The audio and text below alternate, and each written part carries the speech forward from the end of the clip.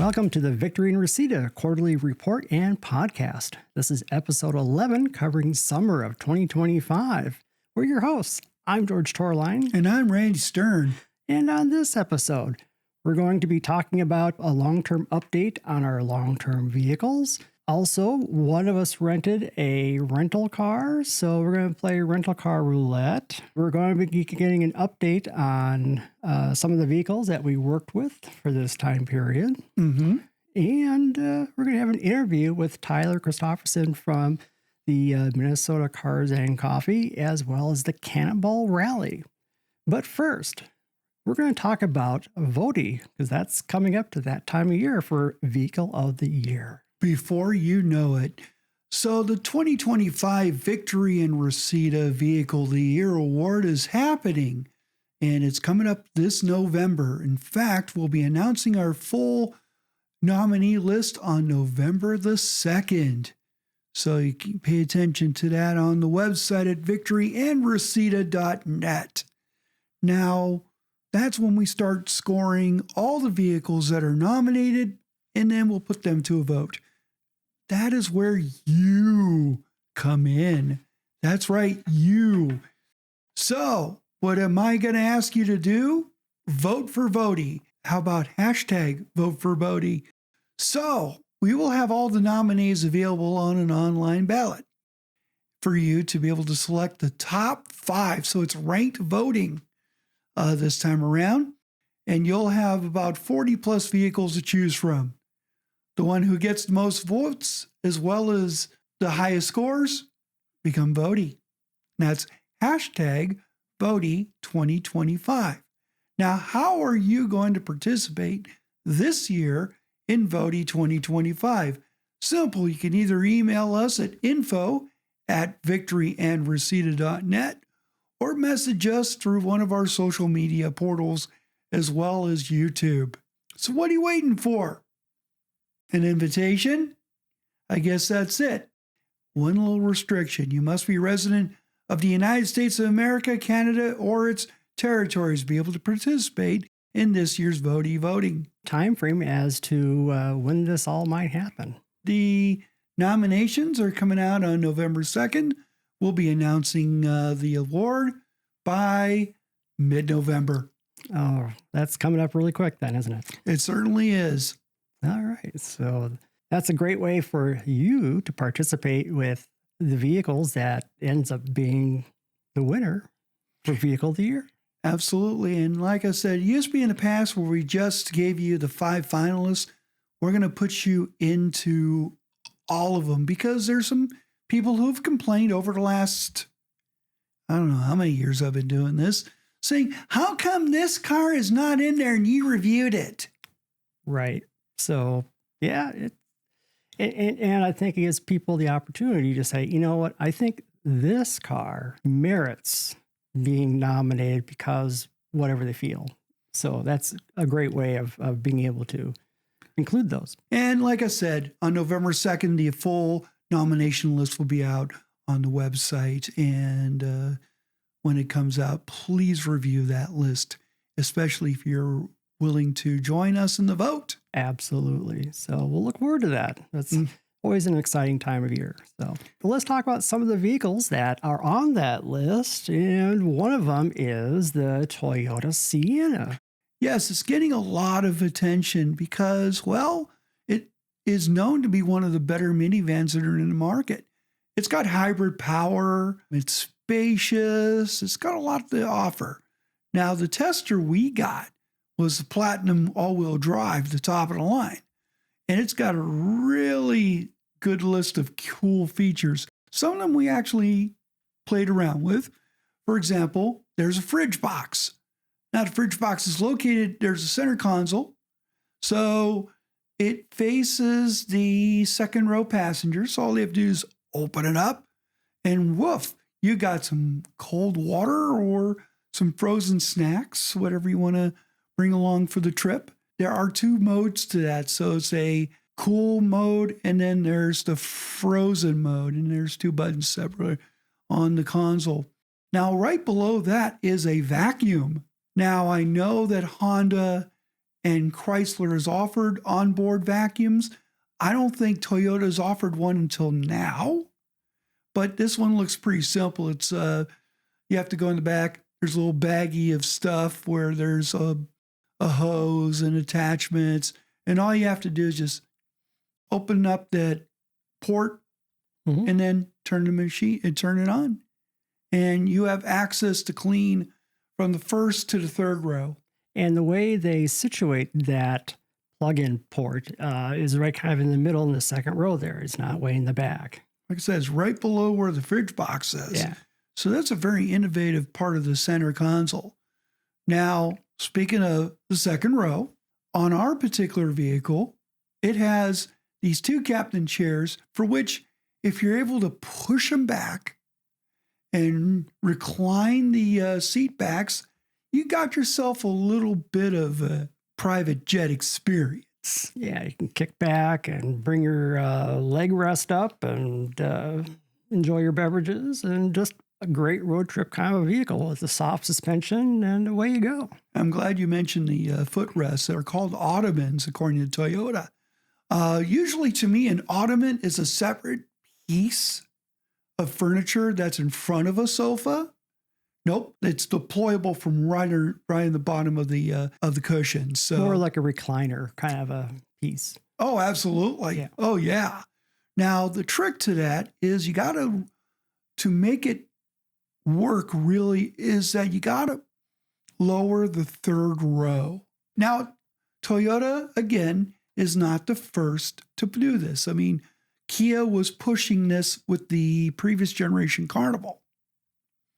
For those of us who might remember that, I don't know if they're doing it for this. I don't think I've experienced it with this generation Carnival. But again, Toyota's taking what's out there and making it their own. And usually when they do, it's a little bit better, so to speak. And with all that luxury and all that space, because minivans, let's face it, the interior volume is really quite impressive in terms of what you can do with that. The fuel economy we got 34.7 miles per gallon. Let me just say this, that is the best we ever observed in any internal combustion or hybrid minivan we've tested in the last decade plus. Now this year, we've had a chance to experience all the minivans on the market for 2025. Including the Volkswagen ID Buzz, which is all electric. Yeah, so fuel economy doesn't count there. But exactly. Nonetheless, we were able to experience them all. So it was a really good year for minivans to take a look at. Especially when there's a customer base that's kind of looking at them again. Not because of the Volkswagen, but because they're finding that when their kids are growing and they need more space, and sometimes even the largest SUVs, you know, when you maximize space, especially when you also add things such as sport bags to the mix, you need more space. And the minivan does offer more space, a little bit more access to the third row. So there's a lot of arguments for the minivan. Yeah, it's not riding way up high, so you're not climbing extra high to get into the thing. So, and the doors are larger, period. Yeah. So the practicality factor is pretty hard to beat. So it's just too bad that people just don't consider them cool, but whatever. It's just still a practical vehicle. And that's the key word there, is practical. Yeah. Now, you mentioned Volkswagen. We're going to talk about the next vehicle or vehicles. We took a look at the new GTI. And the Golf R. Yeah, for 2025. Exactly. We got both of them. So both of them are part of Mark 8.5, which is the 8th generation mid-cycle refresh.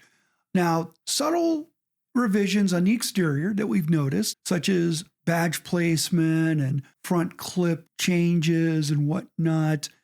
But what the biggest change is in the interior. Both the Golfs have the 12.9-inch Discover Pro infotainment touchscreen. So it's on its own little housing tacked upon above the center stack here. I mean, it's just, the interior looks a little better, feels a little better. So those are the two big revisions. Now, there are some breakdowns on the specific vehicles. In the case of the Golf GTI, power has not changed. Keep in mind that both the Golf R and the Golf GTI are powered by EA888 2-liter turbocharged engines. And of course, there's a marked difference between the two. There's been no change on the GTI, which is 241 horsepower and 273 pound-feet of torque. That has remained throughout the 8th generation, whereas the Golf R got a power bump this year. Sure did.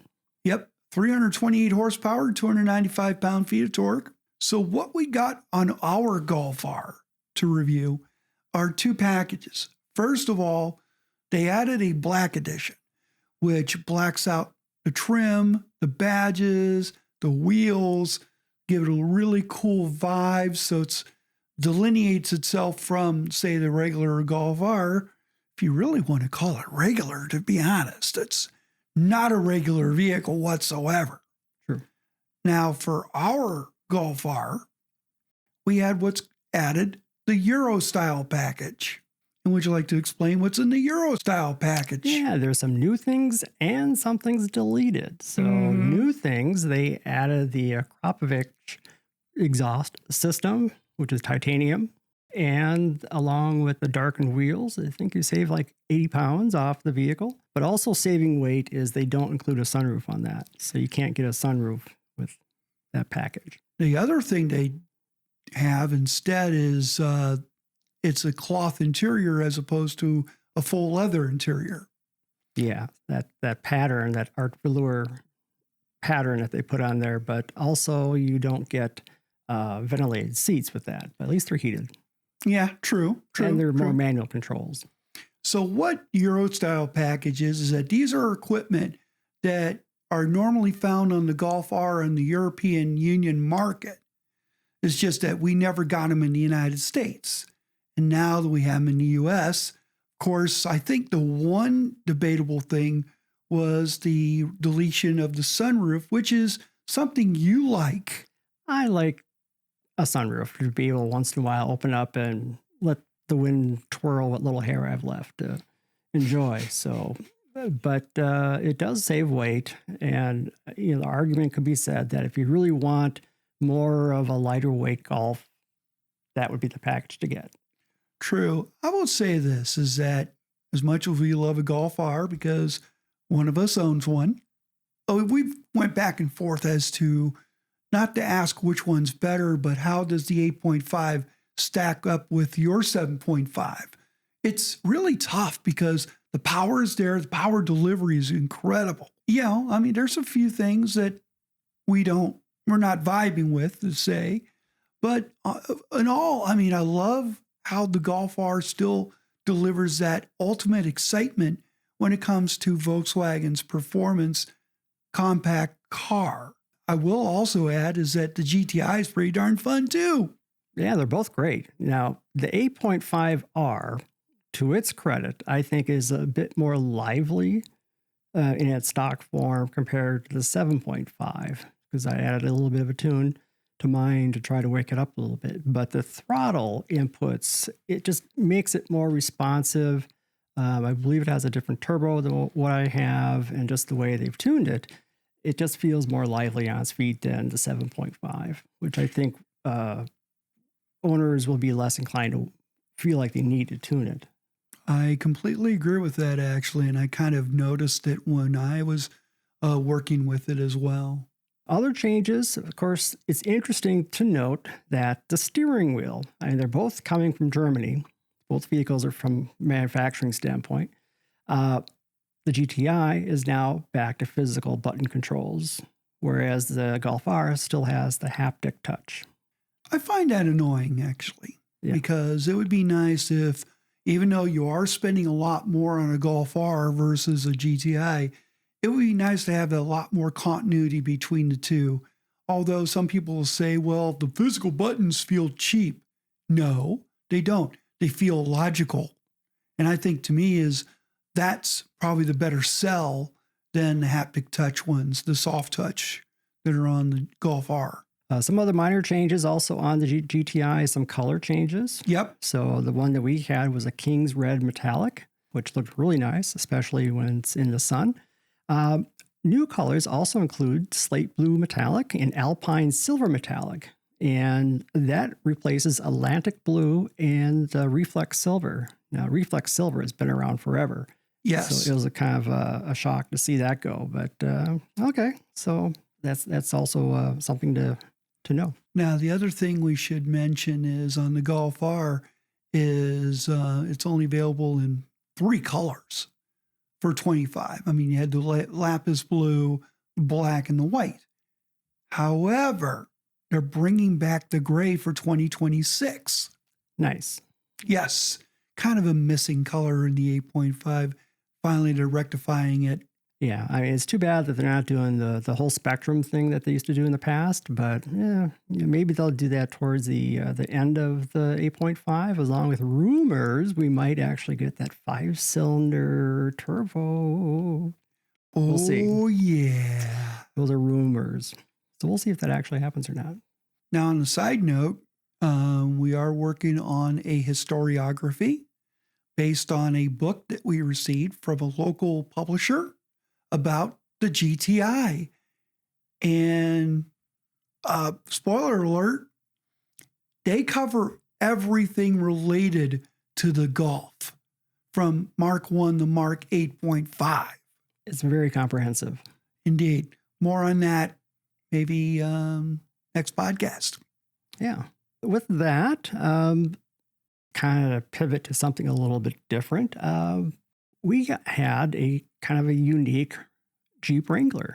I wouldn't call it unique. What it is, though, is that's a 2025 Jeep Wrangler 4-door Sahara. I mean, it's a model that's been around forever, but what they did was they're touting some special edition colors that they normally put out every year. Last year, they brought back Trocadero, which is sort of a pinkish type magenta color. But this year, they have 2 of them. Mojito, which is sort of a limeish green. And the one we got was called Joose. Juice. As in orange juice. Because it's orange. And aren't you glad we had that vehicle? Oh, boy. Okay. Yeah, we did a short on there, which you could see on our YouTube channel, for which we were full of dad jokes and puns. Well, yes, you were. Yeah, we had so much fun with that vehicle. Now, what's really interesting is that we've never had one with just a 2-liter turbocharged 4-cylinder engine. So I guess that what's happening is that they're moving the Pentastar V6 to a manual transmission on several models, not for all of the models. They're pushing the 2-liter connected exclusively to the 8-speed automatic transmission, and in our case, the Command Track part-time 4-wheel drive system. What's really interesting about this 4-cylinder turbo is it's the same one that's connected to the 4xe driveline, but this one is not a plug-in hybrid at all. And the torque number is greater in the turbocharged 4 than it is on the Pentastar 6. That's amazing. Well, that's turbos. You know, they give you a lot of torque. They certainly do. Yep, it's only a Jeep. It is a Jeep. Nothing more you can say about it. But it's just the fact that we got it with the color and then the driveline combination, which is new to us. Yeah, it really went down the road very well. It just really didn't feel strained at all. It went down the highway just fine. It's a little light on the front end, though, especially the steering. Yeah, well, that's a Jeep. So, yep. Also, for 2025, for all trims, they added power door locks and power windows to all trims. Now, as we mentioned earlier on the podcast, that one of us rented a vehicle, and it just happened to be George. So yeah. What did you get? Well, I made a trip to Phoenix around July 4th. Yeah, Phoenix in July. Yeah. Things we do for our friends. Anyhow, nonetheless, so I rented a vehicle, but changed it up this time. So usually I go through Avis, and this time, though, I went through, I call them Sixt. What do you call them? Sixt. Sixt, okay. them. Anyways, so they do a little bit different fleet and different kind of procedure in how you pick your vehicle. Because like for Avis, when you get off the plane, you open up the Avis app and they give you a list of vehicles to choose from. And some are like courtesy upgrades and things like that. In case of Sixt, is that they will give you a list of vehicles that you could upgrade to. It's like, hey, for $5 more, you could be driving this, or for $10 more, you could be driving that. So it's more of a urge to upgrade versus just listing some of the choices. And there are some choices of what you have. Now, I selected the full-sized car, not really knowing what I would get with that. But so it kind of comes down to picking and choosing what all that they present to you. Henceforth, we call that rental car roulette because you're scrolling through your phone, trying to pick what you want. So it's kind of a randomized kind of a thing. So we've got this it's not a roulette wheel, but I call it roulette. Anyways, we got all the different choices of vehicles that were offered up to us. So at least on this wheel, I put an asterisk, the ones that were optional upgrades. So for the grade of vehicle, so I was offered the Toyota Camry, the Nissan Altima, and also I believe it was the Hyundai Sonata. So, but then other optional upgrades like a Toyota Tacoma, BMW X3, Chevrolet Equinox, BMW Series 4 or the 4 Series, a Toyota 4Runner, a 2 Series BMW, Buick Enclave. So yeah, just kind of a whole variety of different things. So the reason why you're seeing a lot of BMWs on this roulette wheel is because what Sixt, when they arrived in the United States, they were pushing you as a renter. Hey, listen, we've got all these other cars that the other rental car agencies have. However, we specialize in German luxury vehicles, i.e. Audis and BMWs. That's their big business. And that's some Mercedes too. And Mercedes and other brands. But it's one of those things where it's like any automobile, they give you the sexiest product that they have out there. But when you get to the airport, you're going to get something like everyone else. Yeah. What it kind of came down to, let's take a little spin of what I actually got here. And this ain't rigged in the least. And it was a 2025 Toyota Camry, and those are all hybrids. Now, what's interesting about the checkout process with Sixt is that you come down to the desk down below where the vehicles are, and that's where you make your final choice of vehicles. Well, you can do it in the app too, but there they'll give you the physical keys because the keys aren't in the car versus at Avis they are. But that gives you an opportunity to say, oh, well, okay, I see that I got this, but what about that? So that's what happened with the Camry is that I was, when it got down to it, I think I selected the Ultima, but I got down to the desk and said, hey, well, what about, some Camrys? Because earlier Camrys weren't on the app. So, and they said, oh yeah, we got some Camrys, and they set me up in a Camry. Different experience, which I thought was kind of interesting. But let's talk about that Toyota Camry. So let's do, yes. I was really impressed with it. With the hybrid drivetrain is really good. It's not overabundant, but it's got plenty of power in the mid-range. So it just kind of wants to get up and go. And it just feels kind of effortless in its hybrid drivetrain. And the amazing part is that I averaged 40.9 to the gallon during my time there, which is a little bit on the low side, which is kind of interesting from what they estimate for the EPA. But I had the air conditioning blasting and all that, so it dropped down. And you were going at Phoenix speeds. Right. So you need to be a little bit more enthusiastic on their freeways to keep up. But I was floored by how efficient that thing was. And the redesign for 2025, the design is sharper. The interior's much improved.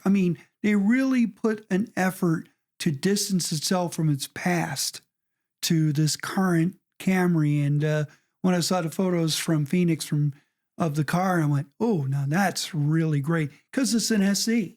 It's part of the sport line that Camry has. Even though it's the lower part of the sport line, it's still, the sport lines are usually, probably in my opinion, are the better vehicles, because it doesn't feel boring. There's a little bit of an excitement to the SE and the XSE.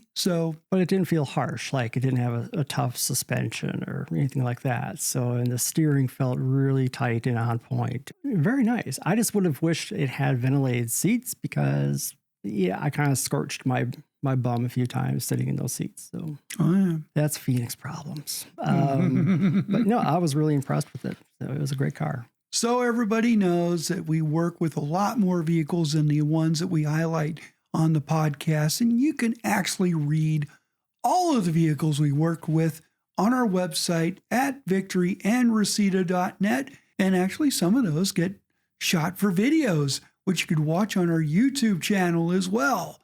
Also, everything appears on our social media channels, Facebook and Instagram.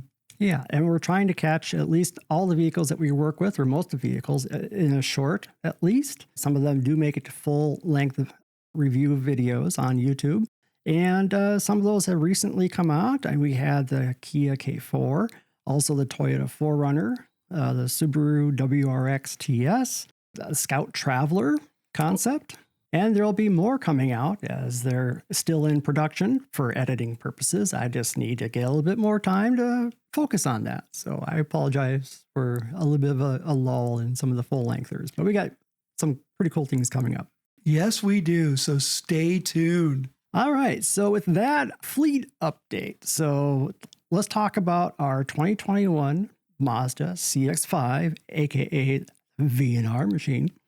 That now has 39,295 miles on the odometer, and that's about 3,000 miles since our last quarterly report. And so since then, the fuel economy averaged about 26.03 miles to the gallon, which is pretty steady from what it has been getting. Maintenance-wise, we did an oil change on it. Got a little messy, but I think I need to improve on my methodology on how I dump the oil from the drain pan into the container that you take for recycling. So that's on me. Also, I need to make sure that the drain plug is torqued down tightly. I think we had some different size washers that are kind of messing with us, the crush washer. So need to kind of get that process nailed down. Something we also kind of discovered was the air conditioning wasn't really running as well as it should. And I think we traced it down to, in the spring, we swapped out the cabin filter. And I thought, oh gosh, let's get a nice like HEPA filtration filter and all that. And so we did that. And I noticed that the airflow just wasn't what it was. So in looking at the filter that I put in, it's pretty restrictive. So it just doesn't flow the amount of air that it should. So went back and put in a stock filter, and the issue cleared up. So the air is flowing, and the AC seems to be working just fine now. So that really makes a difference. Similar things can happen on a home furnace, where you put an overly restrictive furnace filter and you don't change the filter, and it gets clogged up, and then it just doesn't like working like it should. You know, it's one thing where you have the idea you're going to have a clean air cabin, you're going to have a fresh cabin, everything is fine and dandy.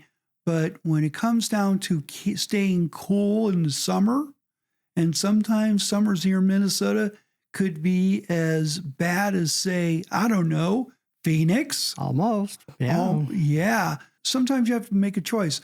I wish there was a filter like a HEPA filter that allows for more breathing of the air conditioning system without, any negative effects. Yeah. I think it depends on the vehicle too, and how strong the fan and the ventilation system is to be able to accommodate a filter like that, because it's a trade-off between more efficiency in filtration of what it's able to filter, and more scrutiny that the filtration or the filter does, down to the smaller micron types of things, pollen and other particulates. It's going to restrict the amount of flow. They usually try to compensate that by putting in more pleats in the filter, so you've got more actual surface area for the air to go through, but sometimes they don't quite get that right, or there's just physically not enough space to put in more pleats. Mm-hmm. So anyway, so that's been our Mazda CX-5 for this time period. The 2019 Volkswagen Golf R, that now has 40,553 miles on the odometer, about 413 miles since the last report, so not a lot of miles covered on it. But for that period, we averaged about 22.09 miles to the gallon, and hand calculated. We replaced the spark plugs because it does have a tune on it that should be done every about 20,000 miles or so. So it was due for that. Looking at the plugs that came out, they look pretty good. They were all even. They weren't wet. There was no traces of issues on how the spark was happening, and electrode looked good. Snake down a borescope to look at the barrel of the plug port going down, make sure there was like no oil seeping in. That would indicate if there was an issue with, let's say, one of the seals or the gasket for the head leaking oil or coolant, and didn't see any signs of that. This has a little side sensor so that you can look to the sides, so you can look down into the cylinder, look at the cylinder walls, and look for signs of scoring or abnormal wear, and that all looked good too. Did that along with swapping out the ignition coil packs. So that should be done about every 40,000 miles, I think. So that all looked good. But September 20th was its 6-year anniversary. You know what that means? The warranty is over. That's right. The factory's 6-year, 72,000 mile warranty officially expired, and I don't have an extended warranty plan on it, so, which is fine. But that means that the APR Plus warranted tune would no longer be warranted, so that means you can change it. So that's what I did. So APR, they sell their UltraLink, which plugs into the OBD2 port, and you can reprogram it, your ECU, to use a different tune. And the nice thing is that with the APR tune, you can change between different octane and torque levels. So the APR Plus was their 91 octane low torque tune. Now, I switched it to use the 93 octane high torque tune. And just by simply changing that, that gained over like 30 pound-feet of torque just by changing that. And I normally run 93 octane anyway. So yeah, it gained just a little more sprightly, especially noticeable more on the high end. So, at the upper speeds that I probably shouldn't be at. But nonetheless, it's there. So, and it's nice to be able to flash it back down to a 91 octane if I'm going to do a road trip. I'm not feverishly trying to find a station with 93 octane. So that's kind of nice to have that flexibility. So that's the update on the Golf R. No update on the CJ7, 1976. It's still in storage. Haven't had really much of a chance to play with that at all since the last update. It's sleeping in its storage garage. No plans to mess with it this fall, but we'll see. So we'll see what happens. So that's kind of the summary on the fleet vehicles for this period. Now we're going to our guest interview. And for this podcast, we're going to be talking with Tyler Christopherson.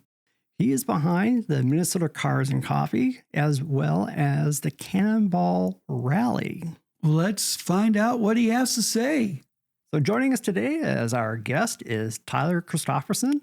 He's with Minnesota Cars and Coffee and the Kannonball Rally. Thank you, Tyler, for joining us. Thank you very much. Thanks for having me. Appreciate it. So you've been a very large fixture in the Twin Cities car community. So that's definitely why we wanted to bring you on to kind of talk about your story and everything that you're doing here in the Twin Cities and across Minnesota. So, thank you. Yeah.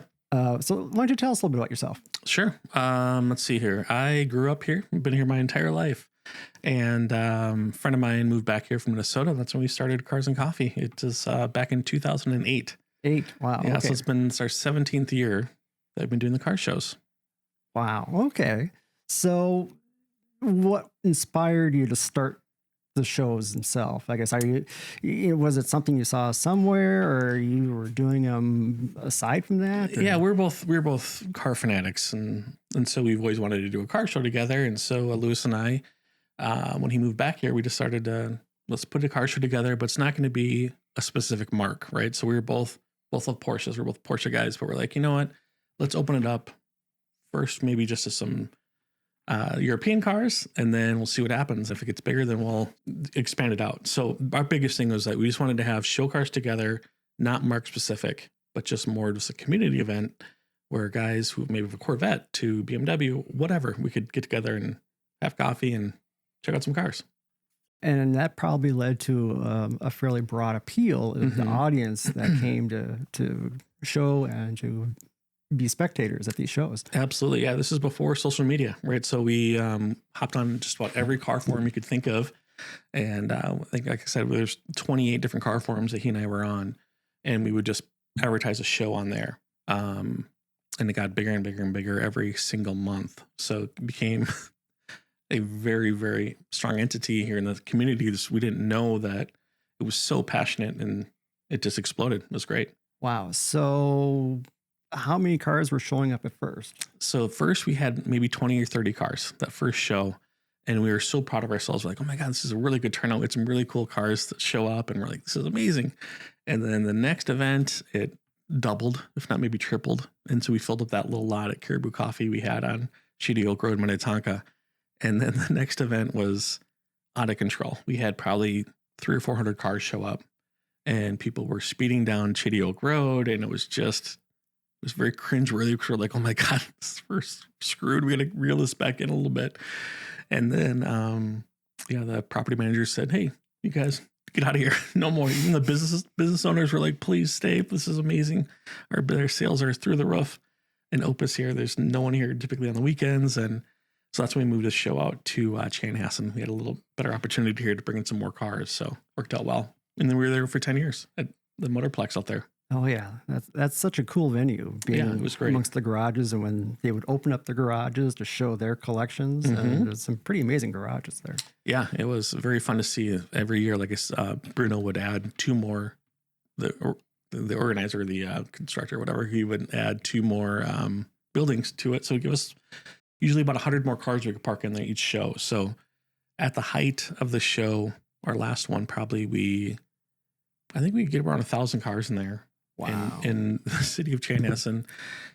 I think we had 14 to 15,000 people show up is what we were trying to click numbers. We had people with clickers trying to get a head count, which is virtually impossible. But from what the city told me, it was very, very large. And so anyway, we had to move locations. It just got to be too big. So you moved to a even larger venue. Oh yeah. Yeah. We went to Canterbury Park first, and they have a massive parking lot there. So they were able to accommodate us there. And then we got an opportunity from Mystic Lake, said, hey, why don't you come down here instead? Because the lot was newer, right? It was about 1 mile, 2 miles south of 169. And then that show was very, very large. It was, it took people, I remember Eric Hendricks from the Vikings. He brought his Gen 1 Viper, which is a manual transmission. Oh, no. And he came and talked to us, and it took him an hour to get from 169 into the show. And he had a manual transmission. So his left calf was a bit sore, but he was very gracious, very nice guy. He brought a couple other guys too with him. So that some great cars show up. But we got a meeting with Mystic Lake after that happened, and they brought us down into the bowels of the casino, which is a few stories below the actual casino floor. And it was like a CSI set. It was, they have glass walls and monitors upon monitors. And it was surreal. Like I've never seen an experience like that before. Like it was brought us into a little conference room, all glass windows, of course, with monitors everywhere. And they're like, hey, we want you to watch the flow of traffic from 169. They have cameras all along Mystic Lake Boulevard. And so now these cameras are hidden in the trees, and they can zoom in into a person's face, like on that closely. It's amazing. So I recognized one of my friends in line, like literally a mile down the road, and they were able to zoom in right onto his face. It was crystal clear. It was crazy. But they did a traffic flow of what happened from 169, and traffic was backed up a mile down 169 and then onto Mystic Lake Boulevard. So we caused a huge traffic jam. So it was, that was kind of a short-lived deal there, but they loved it. We did a few shows there, and then COVID hit. So they had to shut everything down, unfortunately. So Right. Then we went back to Canterbury Park for a couple shows there, and then they were doing their huge expansion. So I knew it was kind of short-lived deal there. So we did a couple more shows there. And the problem with that was that there's so much residential around there, and people leaving the show got really, every Monday morning I'd get emails from the city staff saying, hey, can you please help with traffic noise, or can you divert them this way or this way? So the cops, the Shakopee Police Department was amazing. They're my favorite to ever work with. They're amazing to work with. And so we did a couple tweaks here and there, but like with the construction happening there, it just was too short-lived. So I'm like, let's go somewhere else. So that's when we went. I had an idea. I'm like, hey, I'm gonna maybe do a show at Southdale in Edina, Minnesota, and that was our largest show we've ever done. And so I met with the people of Southdale, and I rented half the mall from them. Like, so they gave me, you can't go past this way. Lifetime Fitness has got this part. I'm like, yeah, no problem. We'll be fine. Yep. I have like 20, 30 volunteers helping me out with the show. It's been just fine. So about half hour into the show, the entire lot of Southdale's filled. Every single lot within probably 2 or 3 blocks of Southdale was full. And we estimated around 30,000 people were there that day. And my friends at the city of Edina, who I had met with several times, and I said, I need at least 4 officers, because we're going to divert them out onto 66th or 60th, and then out. They can only get out one way. So you guys are going to be here, here, and here. And they sent me just 2 cops, and one cop sat in his car the entire time, just working to stop the light, right, to help traffic flow out. The other guy was out there trying to pull people over who were trying to do burnouts down 60th, or 66 rather. So then that did not go well. There's a lot of complaints from a lot of old folks in that area right across the street there.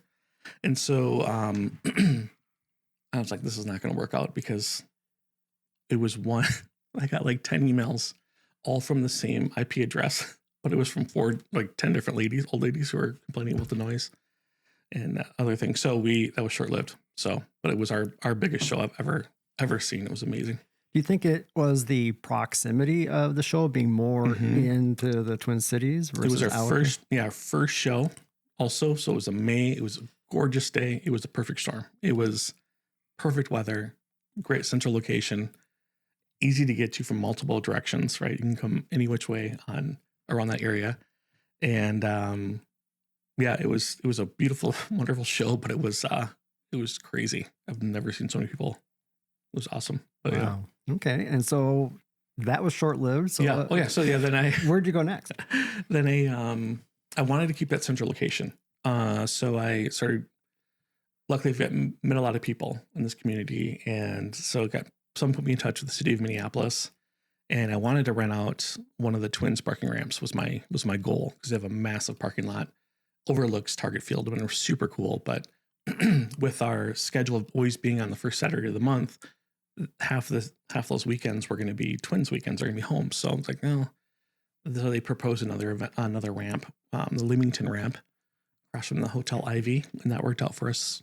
We did about a year and a half there. That was good. But also they had some residential nearby too, so you get some noise complaints here and there. But I didn't like that. I love being up. That top deck was great, but everything below it was too dark, and it was not fun to be. Like, you walk through quickly, but you always want to be on top. And I can only fit, maybe 150 cars up there tops. So I needed something bigger, right? So I kind of took a step back, and I wanted to reimagine the show, because everyone was doing.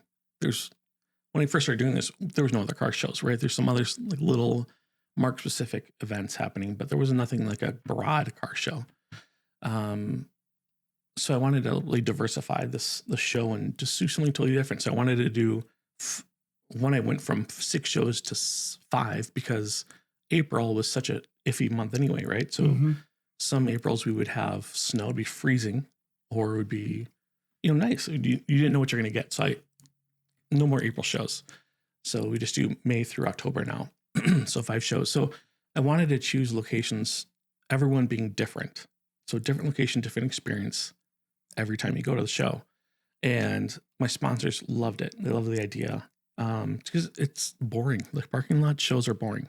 And they're fun. They're great, right? For a minute. And then you're like, oh, all right. So I was there once. That's good. It's not going to change. So doing these different shows, different locations really keeps things interesting, right? So I think it's fun for everyone to all different layouts, all different experiences, all different, like some shows I can get a lot more cars in than the other ones. So it's fun to see kind of like what kind of finagle. It keeps me interested too. Like I love reworking all the logistics of it and stuff. And I met some great people doing this. So it's been really fun. Yeah, and I think you've got different types of themes to the shows. And of course, I'm wearing one of yours there, for your October event, the Auto Beer Fest. And that's like in October or late September? I can't remember. Always the first, that one we'll do the first weekend of October. So that's the other thing too. I pivoted from the shows were always really early in the morning, and I'm a night owl, and getting up at 5 in the morning to get ahead of the show was just killing me. So I really wanted to do some night shows. That was really one of my biggest goals. So now I only do one morning show, and it's will be that May show. It'll be the first earliest show of the year. That'll be 8 a.m. start, ends at 11. But then the other ones are going to be like night shows, from like 6 to 9 p.m. And that was in June. In October will be those. And then the July show rather was an afternoon show, and same with the September show. So it's totally different setup, and the vibe of it is different. It's great. I really, really like it. Yeah, that's really different themes and environments and different scenery, which I can see your point about, if you're in the same parking lot month after month, it's just kind of the same thing over and over. You see the same cars, but with different venues and different events. Yeah, very cool. Thanks. Which leads us to another endeavor you've started well over a decade ago. Yeah. The rallies. Yes. It's not just one rally now. No, it started 2015. My youngest was born. She's some other issues happening, but she was deaf. And we went to this beautiful school called Northern Voices in Roseville and changed her life. They basically teach deaf children how to speak. So they find their voice, and she's verbal, and she was able to mainstream right into her neighborhood school because of that school. So it changed the whole trajectory of this kid's life. And we wanted to, I know how they're on a shoestring budget, and they're in a small church. So I wanted to help them out. So I talked to the executive director, Erin, she's amazing. And I'm like, hey, would you mind if I I don't know how this is going to go, but I do these car shows, but maybe we can do a little like fun rally get together kind of thing. Just try to raise some money. So we tried, and I think we were able to raise like $1,000 for them. And she was just blown away. $1,000. She's like, oh my God, this is amazing. Thank you so much. So then it was fun. It was really fun to plan them. It was really fun. It was great to have that energy and to meet some awesome people who liked. My biggest thing was like, be a part of it. If you like giving back to the community, or if you want to be a part of something like this, come on in. This is great. And then so we changed the platform up too, where that fundraising platform. So if you want to be part of it, you don't have to, but if you want to, we can build a fundraising page for you and just share it on social media and see if we can raise some more money by asking your friends and family who want to get involved too. So that worked out very, very well. And now we just finished our 11th Kannonball. So it's 11 years of doing this.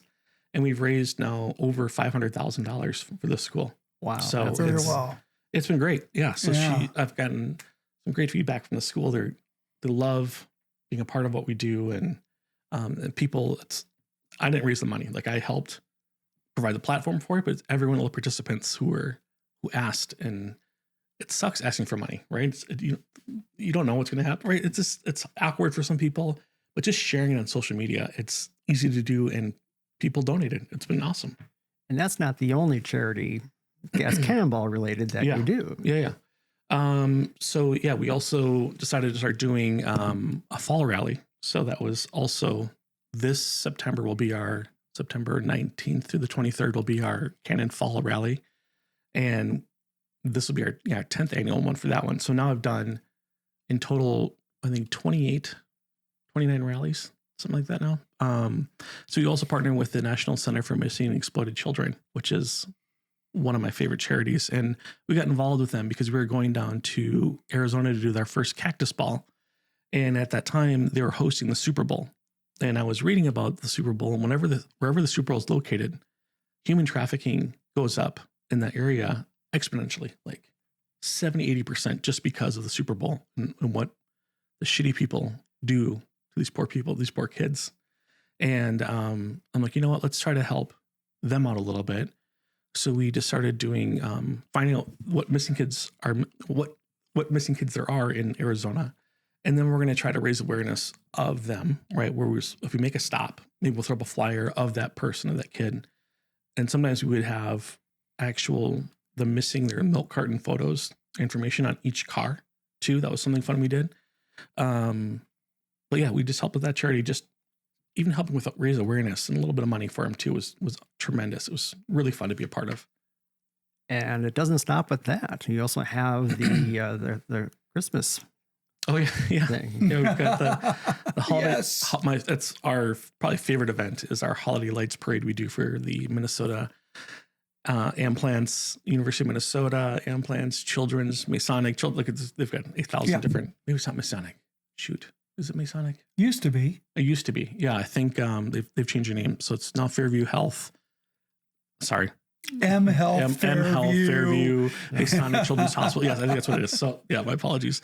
It's okay. We started doing this like 7-8 years ago. I kind of had an idea. I'm like, really fun to do. Like, I think I saw some goofball had lights, the Christmas lights on his car driving on the highway. I think I was going to Wisconsin for Christmas to see my wife's family. And I'm like, that'd be kind of fun to do. We should do like a little parade or something. And like, should we partner with a hospital and we can do a little like parade for these guys?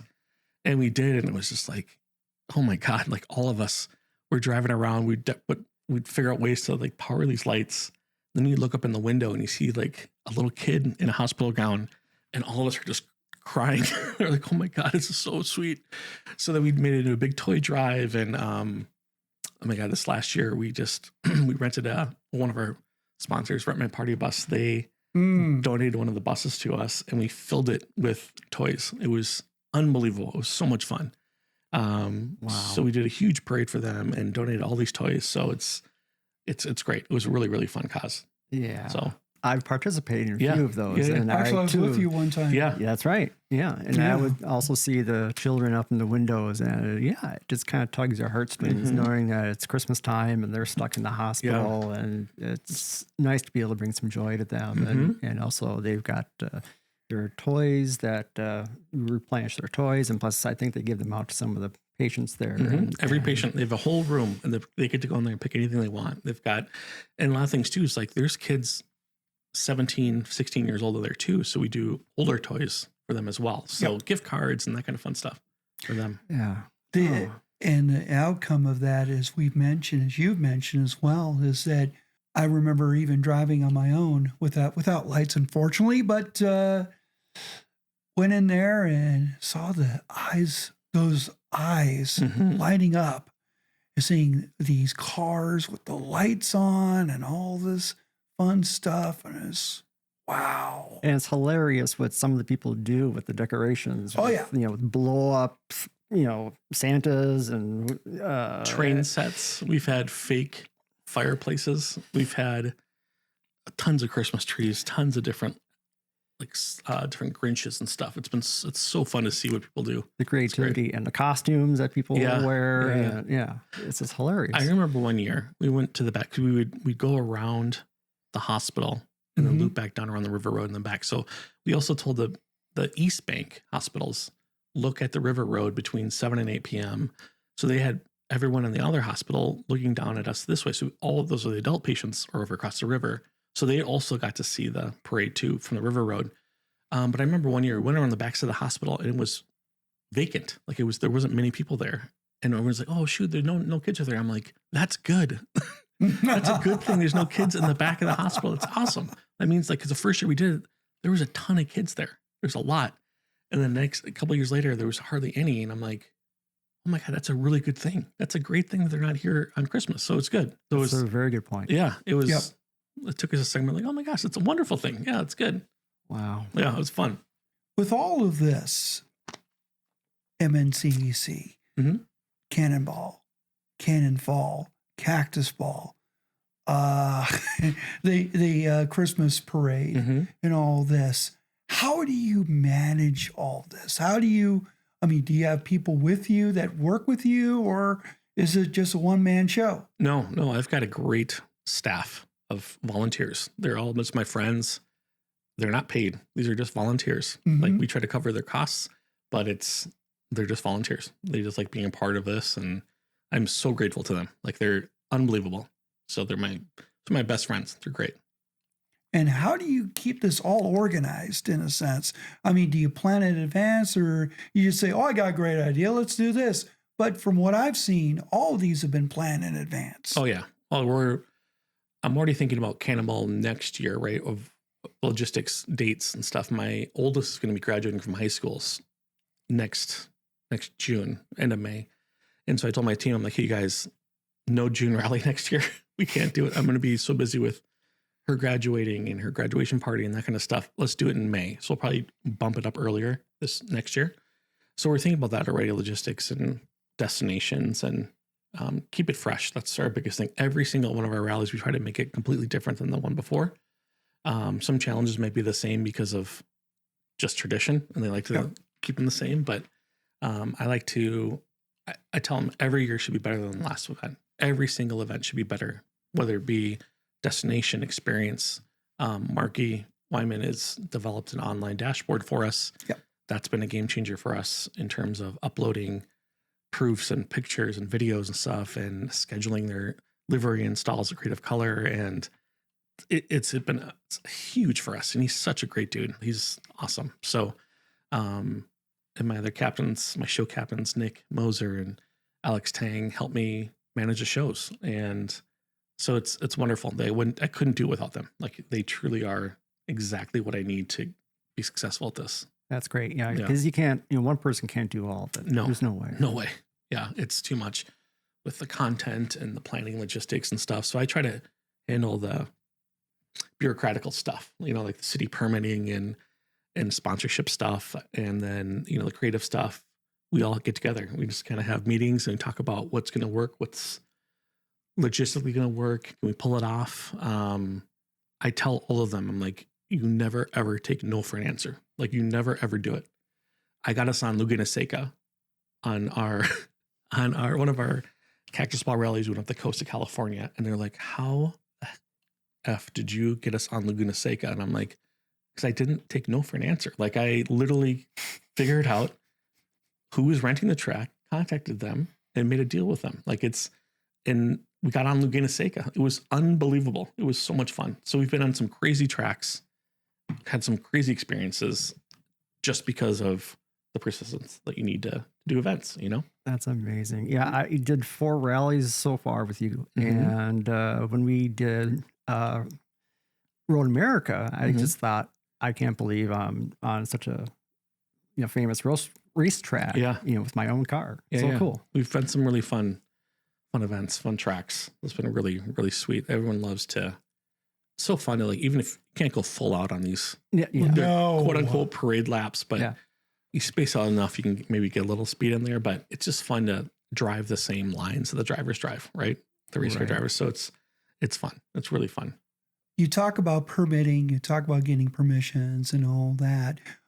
What is the secret? Instead of just saying, don't take no for an answer, but the negotiations that are behind of getting these locations lined up, especially for MNC and C, who do you know to talk to? How do you negotiate? And what happens when you get that no instead of a yes? I pivot and I figure out why they're saying no. And then I try to go after this. this whole operation is based on relationships. It's all relationships. I tell my girls all the time, it's all about who you know. And you might not know them well, but you may know someone who knows someone who knows someone. So having that that's the key. That is the key. That's my advice to anyone. It's all about who you know.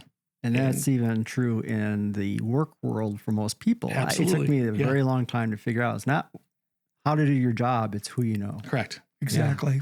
You see someone, I'm like, how the hell did they get that job? Oh, I know why. No, I know why. Okay. So it truly is all about who you know. And obviously you have to be a good person too. That's the other part too. So you can't be an asshole and then my dad told me this, no, you can't do that. You have to be a good person and know people. Right. So I'm not saying I'm a good person, but I just, I'm not an asshole. So I try not to burn bridges. I never burn a bridge. That's the other advice too. You need to be competent and you need to be a responsible individual. Everything that goes with being a responsible human. So, and therefore you earn that respect from whoever. I mean, even the more people you get respect from, the more that you feel you could deliver every year. And my goodness, I from the 20-foot distance away from everything, I've just got to say, I'm amazed by all the things that you do, the rallies, the MNC, NC, and all these thematic shows that you do, especially this year. Mm-hmm. It's just amazing how you pull these all off. Thanks. It's I'm not gonna lie, it's very stressful at times. I struggle with anxiety and night before the shows, my staff knows I don't sleep. They know I'm up. So they're very kind and they know that. They know that a couple days before the rally, or any event, I'm usually up and I'm just trying to, take control. And I'll be the first one to tell you, I'm not perfect and I make mistakes and you have to be willing to accept that and grow from it. Right. Mm-hmm. So that's another thing too. Don't burn the bridges and be willing to change and listen to people for feedback and whatnot. So you're not always going to be right. You're not always going to, do the right thing, but once you figure that out, you're going to grow as a human being for sure. Absolutely. Always trying to improve. Yeah. We've noticed that you've had a lot of different personal vehicles that are pretty cool vehicles, interesting vehicles. Tell us about some of those vehicles that you currently have owned that enthusiasts would enjoy. Yeah. So my very first quote unquote nice car, I guess, I didn't grow up with a ton of money. And so the first chance I was able to purchase a car of my own, I did so with a student loan when I was in college. Not the smartest idea, but that's what I did. And I purchased a 92 Honda Prelude SI. Nice. It was amazing. I loved it so much and I was so happy. And I could not afford it, of course, but I stuck with it. I was working pretty much full time in college too. So I paid my schooling myself. I paid for the car myself with student loans and working full time. So that was my first nice car I purchased, was that SI Prelude. And then I kind of got into, I had that car for a while. Then I had a Pathfinder for a while. And then I got jobs that came with company cars. So I became a sales rep, a med device sales rep. And so I'd have, shitty little company car. And I was like, okay, well, I'm dying in this car because I'm not happy. My happiness is when I'm in a car behind a wheel of a nice car that I enjoy driving. That's my therapy. That's how I relax. That's what makes me happiest, besides family and stuff, of course. But personal happiness is truly in a car. And I've been that way my entire life. So my first nice car that I got as a device rep when I was covering 9 states and they wouldn't fly me. It was my first med device gig. It was awful. I won't name the company, but 9 states. So I bought a Mullah yellow S4, Audi S4, 2000 S4. It was probably 3 or 4 years old at the time, maybe a little bit older. And I had it for a while and I managed to get a ticket in North Dakota, South Dakota, Minnesota, Iowa, and Wisconsin. In less than 6 months. Whoa. And I wasn't even going that fast. It was just, the car was yellow and I got pulled over all the time and I had to get rid of it. It was just, it was unbelievable. I got a letter from the state of Minnesota saying you get one more violation. It could be a parking violation, whatever. You lost your license automatically for a year. Because I'd gotten so many in such a short period of time. So I had that car, and then I purchased a 02 911. One of my goals in life, I wanted to have a 911 by the time I turned 30. Nice. For some reason, it was my goal that I gave myself when I was like 16, 17 years old. I wanted to have a 911 by the time I was 30. So on the eve of my 31st birthday, I went to, at the time was Maury's Luxury Auto, which Maury's had just expanded that little deal. And I purchased the 02 911 C4S black. And it was surreal. It was a surreal moment for me. So I had that for a couple of years. And then we started having kids. And that was my agreement with my wife. She said, keep it until we have to have kids. You have to have a car seat. I'm like, absolutely. So that time came, and I wanted to purchase the fastest, most powerful car I could get my hands on that I could afford. And at that time, it was an 03 Audi RS6.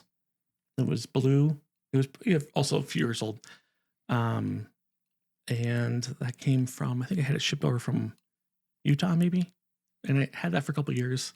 It was great. Fun car in a straight line, but boring. Like I just kind of like, that's fine, you know.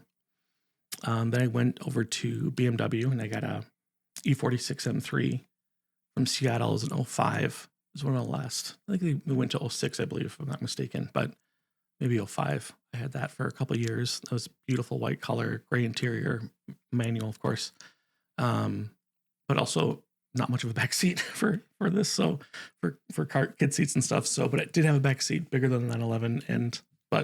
So I went to a 4-door E90 M3, the manual with the V8, and that was white with black interior.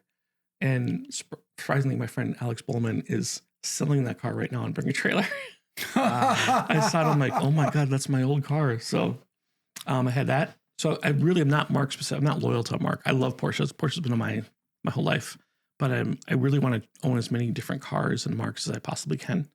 So it was Audi, and then Porsche, then Audi again, and back to BMW a couple times. So then I wanted to get back into Porsche. So then I got a 03 C4S, a silver one. Had that for a few years. And then the Hellcat came out, and I'm like, I must have the Hellcat, a manual. I want a manual Challenger Hellcat. The narrow body was, I think it was in 2016, maybe. And I wanted to track it. My goal is I want to have a track specific car, like a Hellcat. I want to see how far I can push this thing into a turn. And I tracked it a couple of times, and I was mortified. It was the scariest. Yeah. It was the scariest thing I've ever done in my life. Is that stupid car? It was on Brainerd. Any corner going into, had huge brakes, fast as hell, but cornering wise, I was petrified. They don't corner very well. No. Especially if you're used to Porsches and those kinds of things. It was, so I had it lowered. We had like a coilover kit on it and stuff. And it was fun as hell, but I was just like, it had a huge trunk, which is great for the car shows. So I could, seats fold down, so I could put all of my show stuff in there. The tent, everything would fit. But I was kind of like, I miss turning. I miss without having to worry about I'm going to kill myself. So then I went to Hellcat to the, I have a Mercedes now, the GTS, AMG GTS. And that's probably by far my favorite car. Gorgeous car I've ever had. Yeah, it's so much fun to drive, and it's got a pretty decent back area, so I can put a couple bins in there at least for my storage of our suitcases from doing the rallies and whatnot. But it's I love that car so much. Every time I park it, I still look back over my shoulder and just stare at it just for a second, just admiring it. I just love it so much. Oh, I completely understand. It really gives me almost like 928 vibes in the back. Exactly what I was going to say. Yeah. And I had a 928, a couple decades ago. It was like kind of 1980 3-speed automatic. But, I just needed to scratch that itch. I think some of the movies back in the early 80s. Yeah. Mm-hmm. And also Weird Science. Yeah, Weird Science too. Yeah. Yeah. And so anyways, yes, I had that for about a year. It was a mechanical nightmare, but at least it scratched the itch. Yeah. And yeah. I before I purchased, I think one of the M3s, I was looking at trying to find like a 928, the GTS. Remember GTS, those? Yeah. And S4s. And the S4. And I think I was just thinking about reliability because I had to use it for commuting as well and my only car. So I'm like, it's probably not the best decision. Yeah. And then the 968s was also one of my favorite cars. Those were, I drove one of those from a dealership, went over to Maplewood Porsche, and I drove it one time, and it was so much fun. I loved it. But kind of the same thing. It was 10 years older than anything else I was looking at. So I'm like, I better not do that. This is reliability and whatnot. So same thing. Like exactly when I see that the GTS, I'm like, it reminds me of all my Matchbox cars I had of the 928 when I was a kid. So yes, for sure. Oh gosh, that's great. And mechanically, how has that been for you? Knock on wood. So it started off really badly, very badly. So I bought it sight unseen. I had a wire transfer ready to go. So I negotiated the deal with this guy. He was down in Houston. He's a lawyer, and the car had a little over 10,000 miles on it. And this was now it's a 2016. This is in 2021. So the car was 5 years old with 10,000 miles on it. And I would be, I think, the fourth owner. And so I talked to the guy. I'm like, why didn't you ever drive this car? And he's like, I'm a lawyer. I just drive it into work and back home every day. So I'm like, oh, okay. So we negotiated a price. I'm like, yeah, I'll take it. I want to have it inspected. It has a Eurocharge tune on it. So there's a Eurocharge right in Houston. I'm like, let's do a pre-PI there first. And if that's good, and I'll take it. So I flew down there, and I'm literally landing in Houston, and I haven't heard from Eurocharge at all. And I'm like, this is either nothing, or they want to tell me in person that the car's shit, and I flew down there for nothing. But I got a hold of them. I'm like, is it okay? They're like, yeah, it's fine. So you're good to go. I'm like, okay. So did the wire transfer, and the transfer was taking longer. I'm waiting. This we're waiting. Like, should be any second now, and we're waiting and waiting. And then he's like, well, I have to go to a meeting. I'm gonna drop you off at this hotel if it doesn't show up. It should be there by tomorrow. Usually they're instant, but this was taking for a minute. So luckily it came through. And he's like, wait, how are you getting this home? And I'm like, oh, I'm gonna drive it. He goes, you're in Minnesota. And I'm like, yeah. He goes, and the longest I've ever driven this car is 30 miles in one day. And I'm like, oh my God. Wow. I go, well, I'm sorry, but I'm going to go scout the Kannonball rally in the Ozarks on my way home. So that's what I did. And I took off. It took me about a day and a half to get home. And I spent, a good time in the Ozarks running the roads there and stuff. And it was so much fun. Oh, I bet. So the next weekend was my Kannonball. And so I'm just elated. I got the car's wrapped. Creative Color did an awesome wrap, a new wrap for my Hellcat. And they didn't know that I sold it and purchased a new car, but they'd already printed it.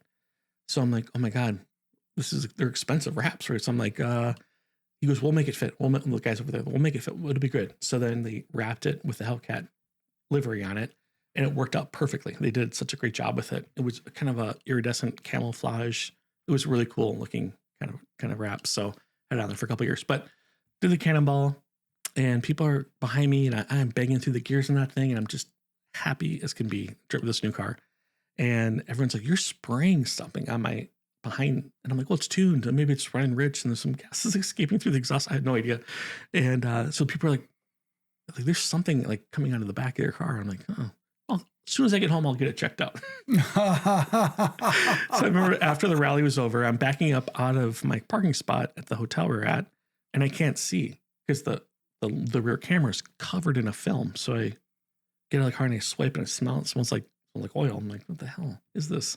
So I go home and start heading. I get about an hour from, I'm 3 hours from home rather. And I stop and get gas. And all of a sudden, Christmas tree happens on my dashboard.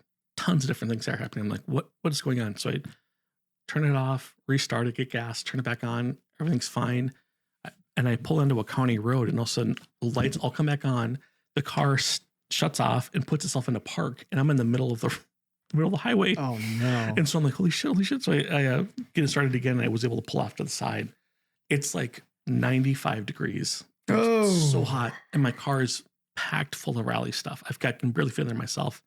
And so I called AAA and I'm like, hey, it's a low car, bring a flatbed and some kind of ramps to get it up. And so gentleman showed up and he goes, I got bad news. He goes, my AC's out. Oh. And I'm like, he goes, where am I taking you? I'm like, Bloomington, Minnesota. He goes, well, that's going to take us almost 4 hours to get there. And I'm like, yep.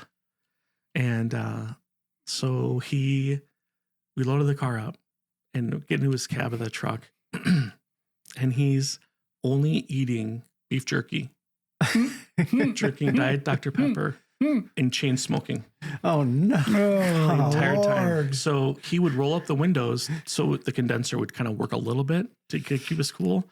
And he'd just be burning heaters the whole time. And it was awful. I remember just looking out on the landscape, just staring out in the abyss. She's like, get me out of here. My God, this is the worst. That wasn't the worst. That was not the worst part. So I get to Mercedes in Bloomington, Feldman. And they're like, we'll get to it in a couple of days. It's because I think we had it back on a Monday. He goes, we'll get to it in a couple of days. So I'm sweating bullets because I'm fearing the worst, that something's wrong with the car. And calls me up. He goes, okay, well, I got good news and bad news. I'm like, yeah, what's going on? He goes, the transmission's blown. Oof. And he goes, it's $36,000 to fix the transmission, to replace it. And I'm like, please tell me there's good news. And he's like, well, the good news is the previous owner replaced the factory seal and the transmission seal, whatever. He goes, so we extended the warranty on it, so you're covered under warranty. Oof. He goes, it'll probably be a couple weeks though. And I'm like, you could take it the whole fucking summer. I don't care. You're just saving almost $40,000. I'm like, yeah, keep it as long as you'd like. So I literally had it back in like less than 2 weeks. Is unbelievable. So since then, I've purchased an extended warranty on it, and I've had no problems. So it's been good. So truly, it's been a wonderful car. I love it. So now I've put on over, I think, 24,000 miles on it. So I drive it like 7,000 miles a year with the rallies and stuff. So, well, hopefully with the extended warranty, you've pleased the mechanical gods I hope so, karma yes. to not endure any further issues with that. Yeah, exactly. No, we're good. So hopefully, all good. Great story. So just want to wrap things up here. Yeah. And so tell us where we can find out more information about the Cannonball Rally as well as the Minnesota Cars and Coffee. Yeah, you can visit mncandc.com for all of the car show information, and the Cannonball Rally with a K. That's paying homage to my favorite movie when I was a kid. I saw it a zillion times in the theaters. So Cannonball Rally with a K, rally.com. And then also all the Cannonball whatnot is on that link site too. So I'm just so glad you're here, Tyler. Thanks, Randy. We wanted to bring you up here on our podcast and love the stories. Thanks, Tyler, for joining us. Thanks, George. Appreciate it. Thanks, guys. Thank you. We definitely want to thank Tyler Christopherson for appearing in our podcast. Hope you enjoyed the interview. So this wraps up our 11th episode of the Victory Reseda quarterly podcast and review. Just as a reminder, you can read all of our great content on our website. That's victoryandreseda.net. We've got vehicle reviews. We've got historiography columns. We've got a lot of different columns you could definitely read, and even some insights about the industry and some trends that are out there in the automotive world. Also, our social media, definitely check us out on Instagram as well as Facebook. And of course, if you're watching our podcast, great. You're watching it on our YouTube channel. So don't forget to click like, subscribe, and notification bell to find out when the next video comes out on this particular channel. And if you're not watching us, you're probably listening to us in your car or on your smartphone device. And make sure that you are subscribed through your favorite podcast app. Also, we're closing in on 1,000 subscribers on our YouTube channel. So it would mean the world to us if you select the subscribe button for our channel. So we certainly appreciate that. Also, we have some remaining items on our merchandise store, and you can find that at victoryandreseda.etsy.com. With that, we'll call it a wrap. So thank you for watching, and we'll see you all again soon. So long, everybody. Bye now.